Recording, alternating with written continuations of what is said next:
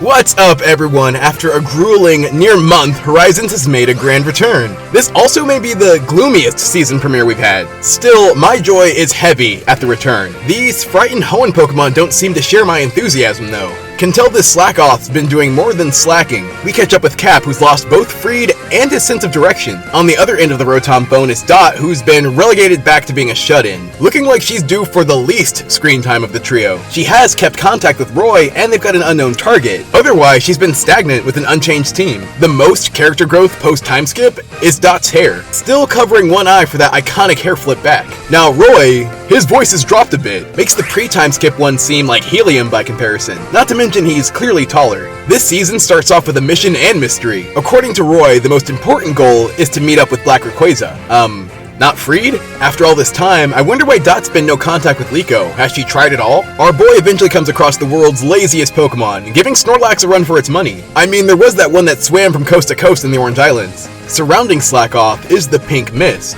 meaning Laquium hasn't been vanquished, and moreover, it's spreading. I wonder if naturally or if it's the explorers manufacturing. Pretty quickly we come across Ult, who is annoying like I imagined, but less so and perhaps purposefully.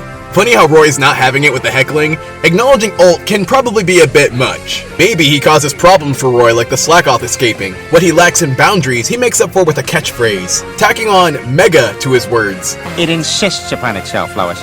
Roy's rival clearly has got history with him and is after Goth Rayquaza as well. Curious how Ult first discovered it. Maybe he learned about it from Roy. Like Roy, Cap's not here for the shenanigans either, taking after his temp trainer. Once again they come across Slackoth, and Sableye is an independent thinker. The spunky Ult challenges Slackoth with this, his only known Pokemon. Roy commands Cap. Truly an we have Ash at home moment. More bickering ensues, and guess Roy's just better with the ladies. As we've seen in the past, the Laquium's got these mons aggressive. Though, why just Slackoth and not the others? Did Slackoth go to Laqua and bring some of the Laquium back? Taking on these frenzied foes again's got Roy on edge. It creates this frenemies dynamic with Ult, who picks Roy back up. In the time skip, Roy's gotten both a rival and a new Pokemon. He wastes no time with Mega evolving, the first we've seen since the Masters 8, which was also a Lucario. Can we then assume that Roy's been to Mega Island? Ult matches him, so judging by how synced they are, I guess Sableye and Rio are fairly close in strength, which is a good amount if they're handling steroid Slackoth. That pink Hyper Beam was something deadly. Roy and Ult have probably battled a few times together before, judging by how they bounce off each other. Roy and Cap are already in sync too. Could they stay together if they're certainly alive?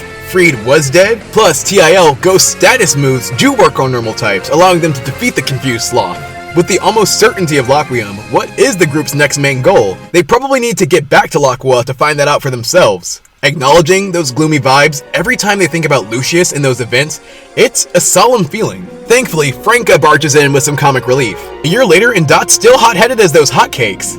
That I assume she does want the way she's like, Roy, yeah, gotta go. With these two acting independently, it begs the question where the others are in hiding. As for Roy, Ult's stalking him Misty style, to which Roy asks Ult if he's got anything better to do, which earns Roy a punch in response. Can't tell you the last time that's happened. They spend time together overnight, and I'm imagining a sweet moment where Roy officially asks his rival to join the RBTs. For now, hilarious how Roy made sure Ult got safely through the night, and then dipped. Although he did seem reluctant to do so, with the focus on finding his past companion. Speaking of, Liko's back in school, and her big development is she's let her hair loose, and has progressed a bit more with a new Samurott by her side. Outwardly, Liko's keeping her composure, but you can tell there's some internal turmoil. She also confirms that it has been 1 year since the last arc. I admire the ambition of a time skip, but could we have gone bigger? Even 3 years. Guess they still need the kids to be in school. Where the Ace Anne is surely going to become a star this arc, recognized by the Indigo Academy. Future Elite Four member in the making? Admittedly, I was wrong about her being a spy, so sorry Anne. The Academy has been keeping Liko from getting too rusty, even from off-screen. Safe to say she's also in the upper echelon. Anne's Achilles heel is misplacing things, strong but spacey. Liko's got quirks too, like absent-mindedly polishing Pakugo's ball. Anne in the know asks Liko if she's okay. Clearly emotions are being bottled up and manifesting as these OCD habits. You can tell she misses her Terra Turtle, or maybe it's guilt munchlaxing away at her. After a hot minute, Dot's back on cam, influencing the crowd for tip-offs on Laquium.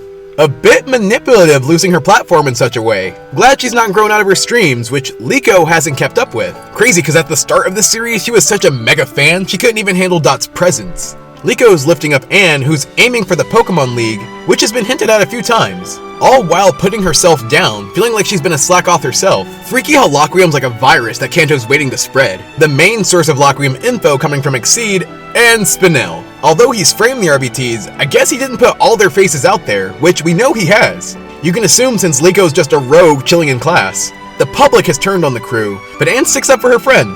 Still, Liko's doing all she can to avoid the topic.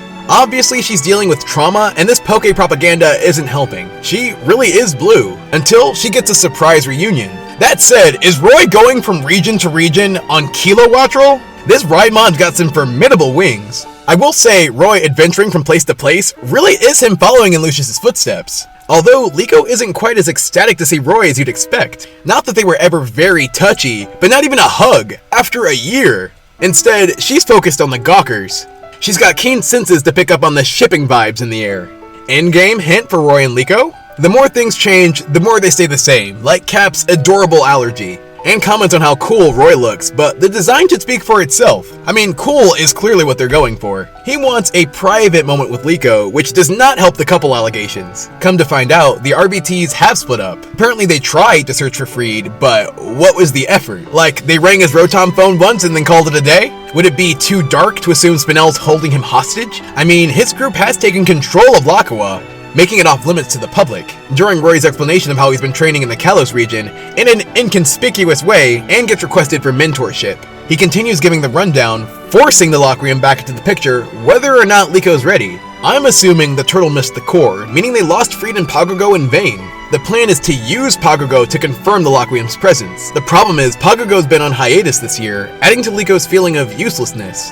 To break up this tension and request a battle, but Meowscarada's MIA. That leaves it to Roy versus Anne, and the animators are going to get their money's worth of this VFX. Lucario leads with Flash Cannon against Samurot's Hydro Pump. 2 stab attacks with Hydro Pump breaking through. Rio moves forward for some hand-to-hand combat. Samurot uses Drill Run, but Lucario's not screwed. Kinda interesting that strangers can just pop up on campus without much question. Elsewhere, Liko gets a whiff of Meowscarada, who's spectating from the roof.